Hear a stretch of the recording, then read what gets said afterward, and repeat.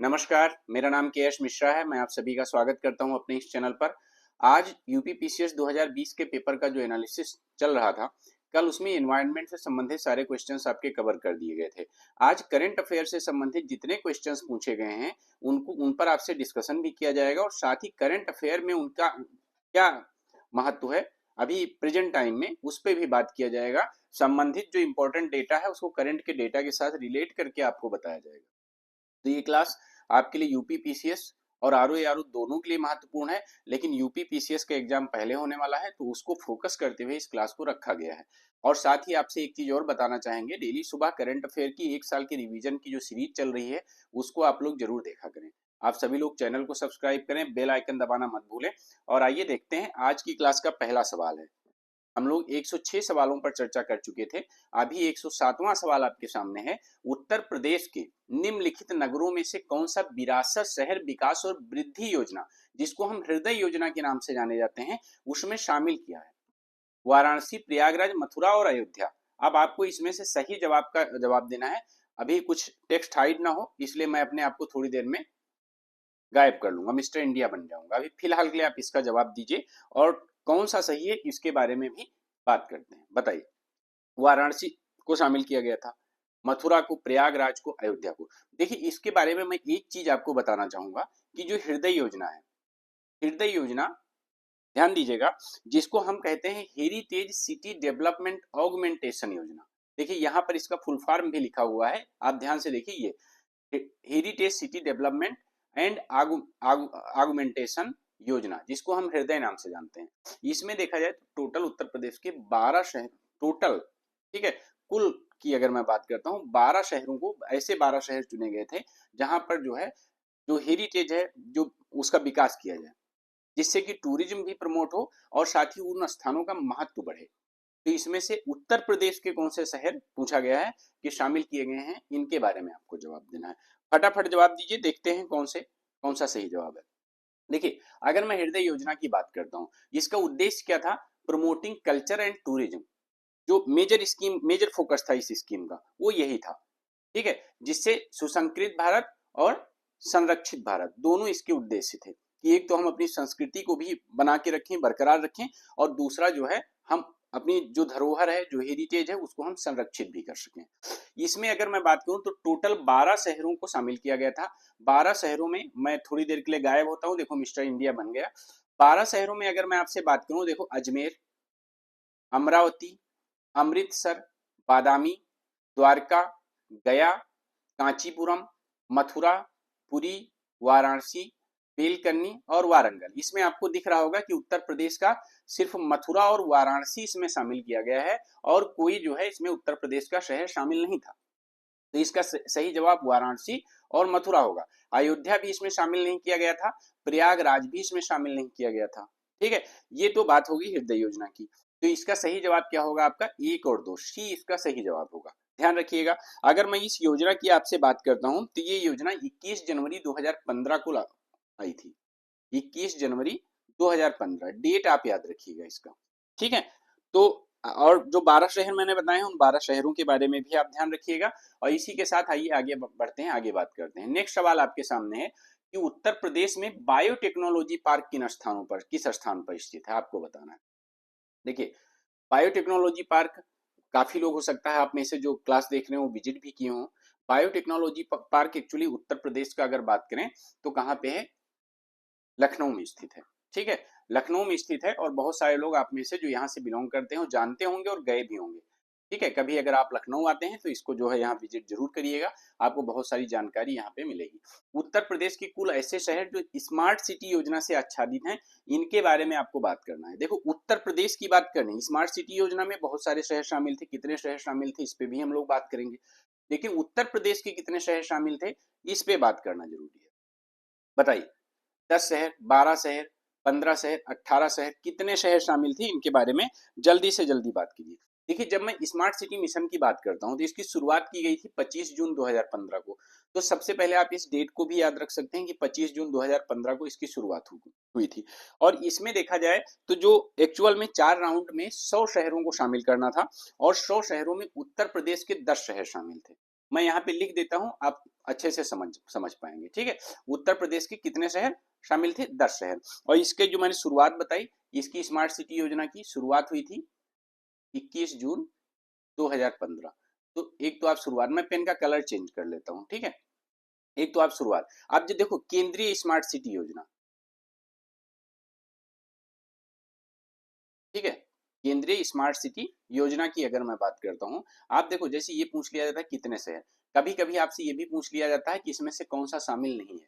तो आपको केंद्रीय स्मार्ट सिटी मिशन, और इसमें एक चीज और ध्यान रखिएगा, मैं आपको अभी और बताऊंगा, उत्तर प्रदेश ने भी अपना जो है स्मार्ट सिटी मिशन योजना चलाई हुई है, जिसमें जो केंद्र से स्मार्ट सिटी मिशन में शामिल शहर नहीं है उनको उसमें कवर किया गया है कि उनको भी स्मार्ट सिटी बनाया जा सके।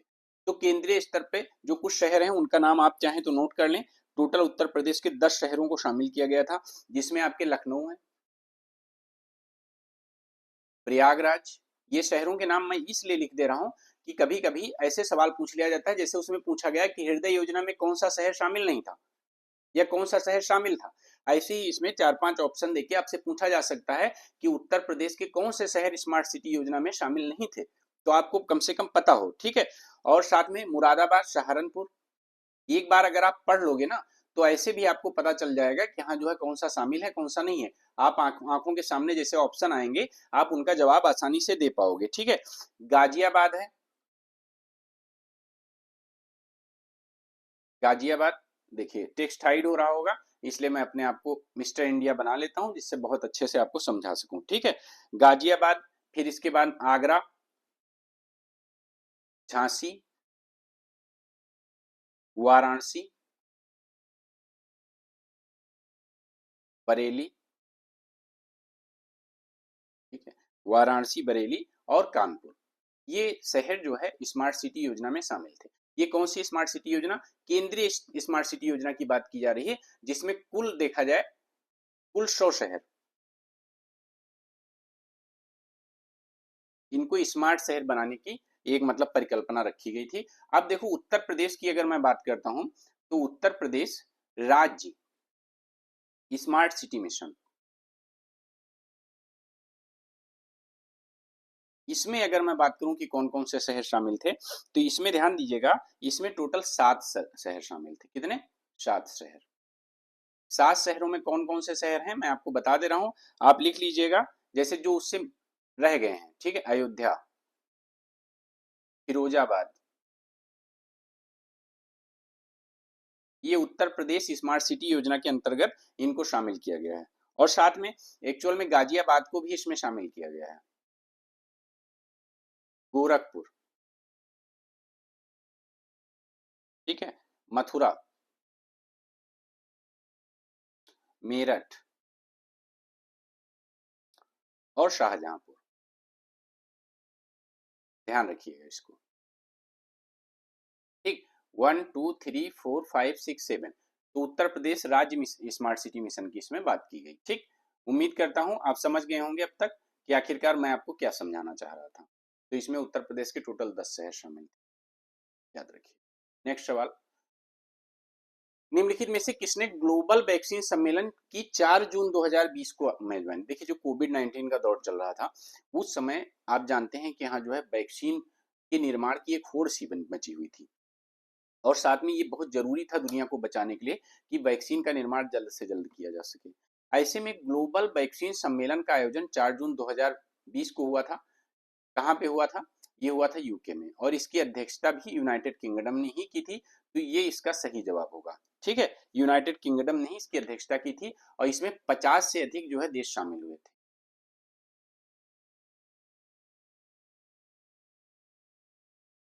50 से अधिक देश शामिल, ध्यान रखिएगा। अब देखिए ये करंट अफेयर से उसमें कुछ नया नहीं है, बाकी इसीलिए मैंने कुछ नहीं बताया है डेटा। अब देखो, रक्षा मंत्रालय भारत सरकार द्वारा अगस्त 2020 में प्रारंभ किया गया सार्थक निम्न में से किससे संबंधित है? आपको बताना है आखिरकार ये सार्थक क्या है और किससे संबंधित है, जल्दी फटाफट बताइए। आइए मैं लिख देता हूं आपके लिए, जल्दी बताइए भाई किससे संबंधित है सार्थक।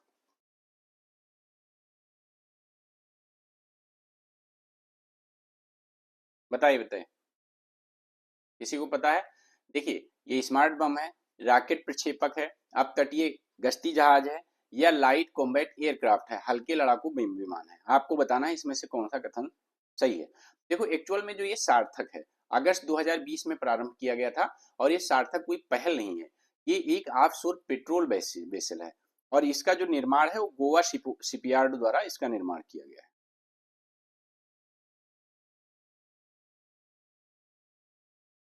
ठीक है, निर्माण किया गया, और इसको जो है अगस्त 2020 में क्या किया गया है, शामिल किया गया। तो इसी वजह से ये सवाल पूछा गया था। ये Indian coast guard new offshore patrol vessel Sarthak was commission in service into Goa, Goa में इसको शामिल किया गया था, और जो है इसके डायरेक्टर जनरल के नटरंजन थे। और सार्थक जो है अगर देखा जाए तो फोर्थ सीरीज है, जो ऑफशोर पेट्रोलिंग वेसल्स हैं उनमें जो है पांचों में से चौथा जो है सार्थक था। ठीक है, गोवा सीपीआर लिमिटेड द्वारा इसका निर्माण किया गया है। अगर मैं इसकी बात करूं तो ये लगभग 105 मीटर लंबा है। ठीक है, और इसका जो विस्थापन क्षमता है वो 2450 टन वाटर की इसकी विस्थापन क्षमता है, इसको ध्यान रखिए। आइए, निम्नलिखित में से किस राज्य सरकार ने पशु किसान क्रेडिट कार्ड योजना का प्रारंभ किया? 2020 में किया था। गुजरात ने किया था, हरियाणा ने किया था, पंजाब ने किया था, राजस्थान ने किया था। देखो पशुधन योजना, पशु क्रेडिट कार्ड योजना, ये सभी किससे संबंधित है? ये सब हरियाणा सरकार से संबंधित है, और इसका जो है हरियाणा ने किया था। आपको याद होगा एक मैंने और आपको पढ़ाया था कि इसने एक योजना और प्रारंभ की थी, जिसमें क्या था कि अगर आप पेड़ों की देखभाल करते हैं, जो मतलब बुजुर्ग पेड़ हैं, जो बहुत पुराने पेड़ हैं, अगर उनकी आप देखभाल करते हैं तो आपको क्या किया जाता था, एक पेंशन दिया जाता था। उस योजना का नाम आप कमेंट में बताइए, हरियाणा की योजना थी। 27 जुलाई 2020 को भारत के प्रधानमंत्री ने निम्नलिखित में से किस स्थान पर कोविड-19 परीक्षण के लिए 3 नई भारतीय चिकित्सा अनुसंधान परिषद, जिसको हम आईसीएमआर कहें, की उच्च श्रेणी परीक्षण प्रयोगशालाओं का उद्घाटन किया था?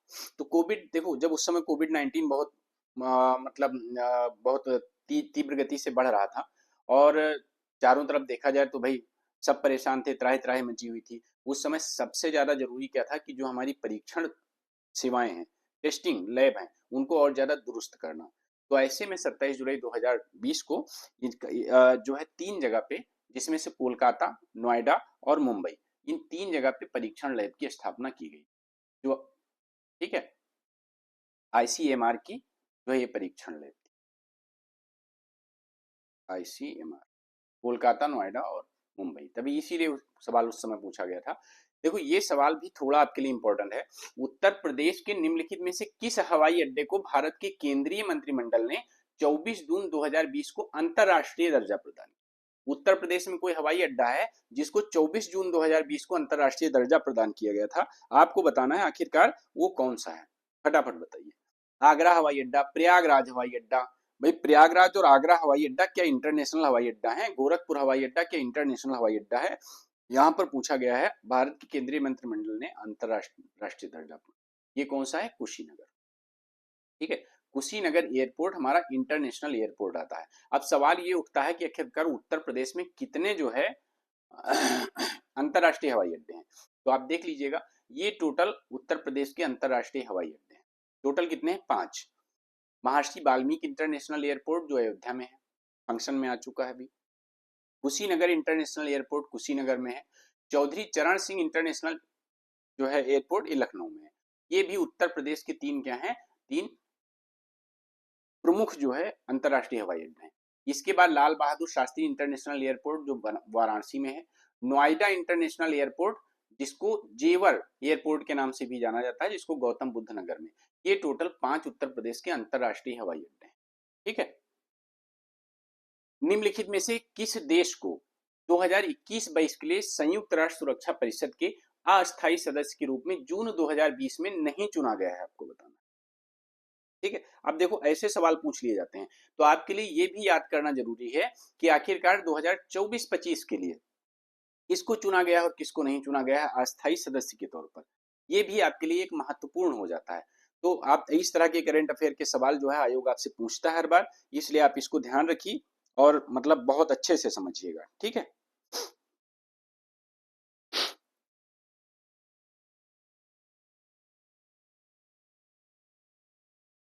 बताइए भाई।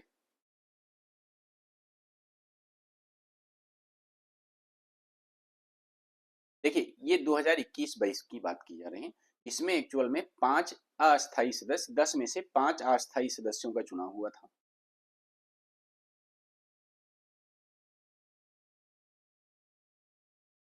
और जिसमें से पहले नंबर पे आप समझ लीजिए भारत को चुना गया था, आयरलैंड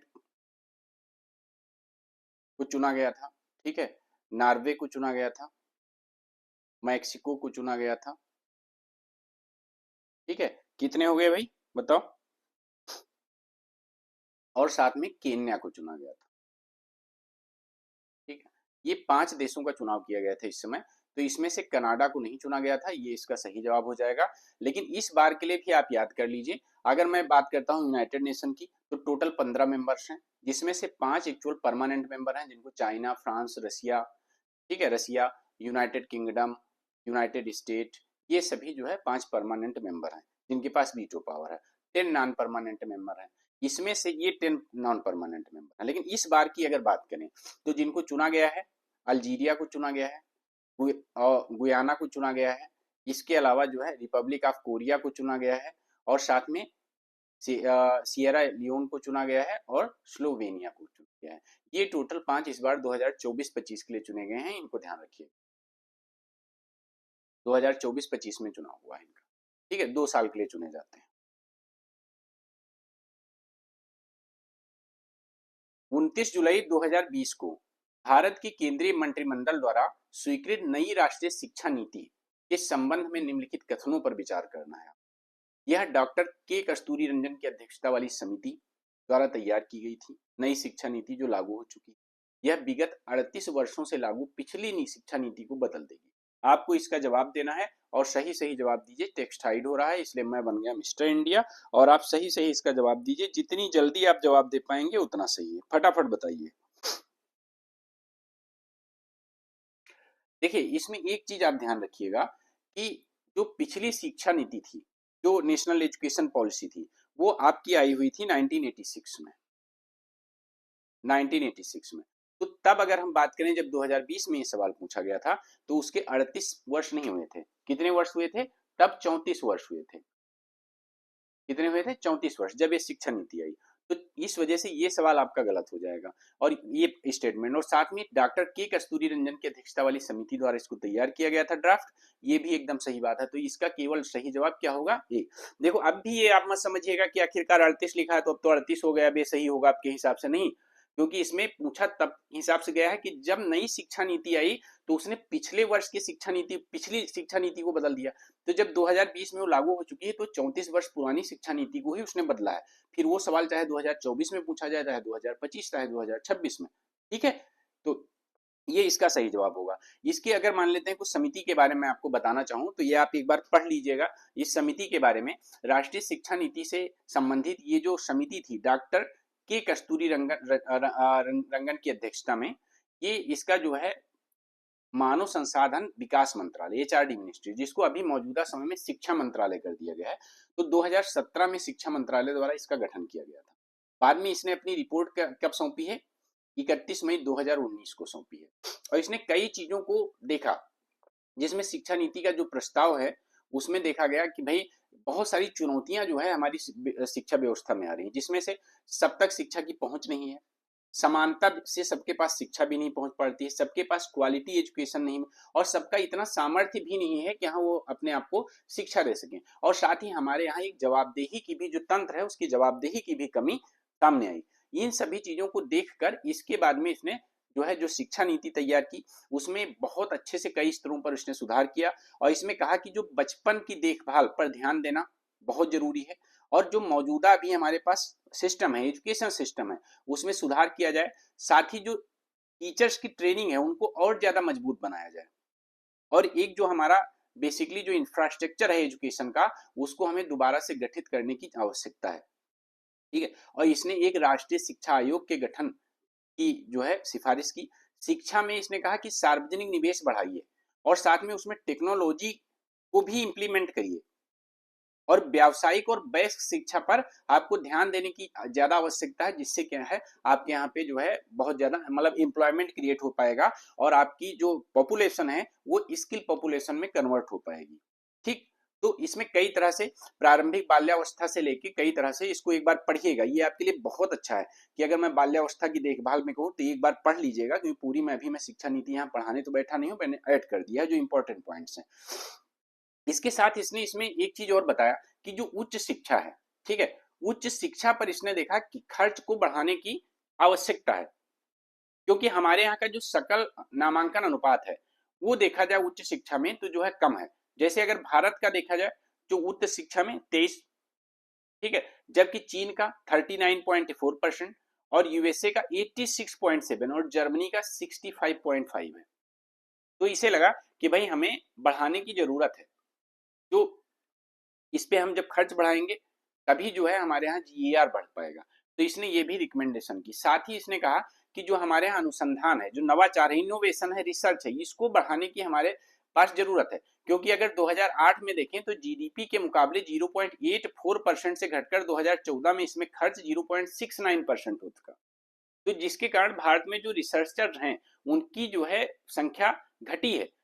तो अब देखो भारत में अगर हम बात करें तो कुल पेटेंट 45,057, जबकि चीन में देखिए आप 13,38,000, साथ में यूएसए में 6,05,000 और इजराइल में 6,419। तो उस हिसाब से अगर देखें तो भारत अभी भी काफी पीछे है। ठीक है, साथ ही इसने एक चीज और बताया कि हमें एक राष्ट्रीय अनुसंधान फाउंडेशन की स्थापना करनी चाहिए और इस चीज को देखना चाहिए कि जो शिक्षा में खर्च है उसको हम बढ़ाएं।